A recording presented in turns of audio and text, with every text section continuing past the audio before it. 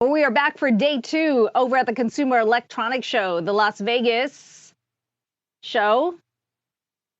Yearly convention is underway, but with major tech companies holding their own events like WWDC and Google I/O, the convention's increasingly serving up new tech-focused cars. Joining us with the latest, we've got Yahoo Finance's Dan Howley. Dan, this is one of those transitions that we've seen evolve over the last few years in terms of the focus of CES.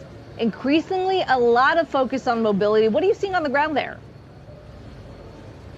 That's right, Akiko. We've seen CES turn into basically a car show. There's an entire West Hall, which is where we are. It's covered with car companies as far as the eye can see. I think one of the most interesting announcements, though, came last night from Sony Honda Mobility. That's the new company that is Sony and Honda's team up to make an electric car. Sony's kind of leading the way here with Honda doing the manufacturing. And let me just give you a rundown of what this car has to offer. They're going with kind of a minimalist design, they say, to really focus on the driver. But as you walk up to the car, the front has kind of a media bar that can tell you things like the car's charging status as well as the weather, because sure, why not? You are walking outside to a car, you know what the weather's like really, but maybe also reading it helps. On the inside, there's a panoramic infotainment center that runs the entire width of the windshield. So it's going to be from the driver's side to the passenger side, all one infotainment system. It has 45 different cameras and sensors. This is really supposed to be a level 3 autonomous car. So that means that it'll be able to drive in some urban settings, which is pretty difficult for autonomous vehicles, but it doesn't mean that it can drive on its own. This is something that you're still going to need to grab the wheel on if the car tells you. The full autonomous is considered level 5. That's still years and years away. It doesn't matter what anyone else is saying. It's still very far off in the distant future. But this is meant to be a platform for Sony's entertainment options, whether that's video, whether that's video games, whether that's music. And that's the deal here, is that they want to kind of push that forward in the vehicle and produce their own kind of car. Now, when does this go on sale?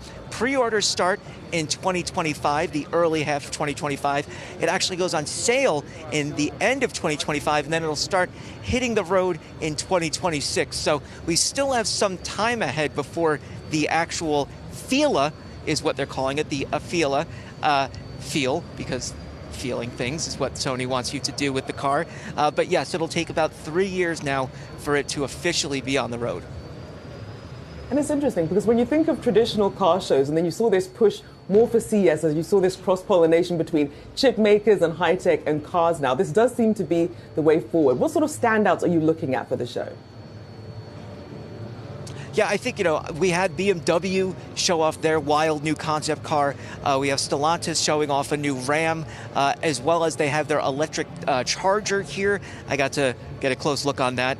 No keys around, so I couldn't take off with it, but, I'll find a way.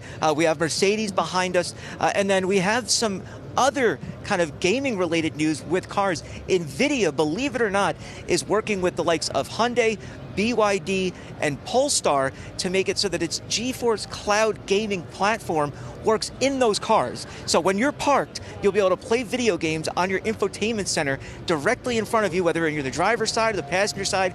And then passengers in the rear, if there's a TV available in the back of the car, they'll be able to play as well. So we're seeing all this technology filter into vehicles that you might not have otherwise thought for some time. Look, this is my, I think, 11th CES. I've seen cars kind of trickle in, but now, as you said, this is really where the technology and the vehicles meet. Qualcomm's working with Sony, we have NVIDIA working with other automakers. You name it, companies are working together to get more tech into cars, and we're just starting to scratch the surface here at CES 2023. Certainly full sensory overload now inside these cars. A big thank you to Dan Howley there, live from Vegas at CES.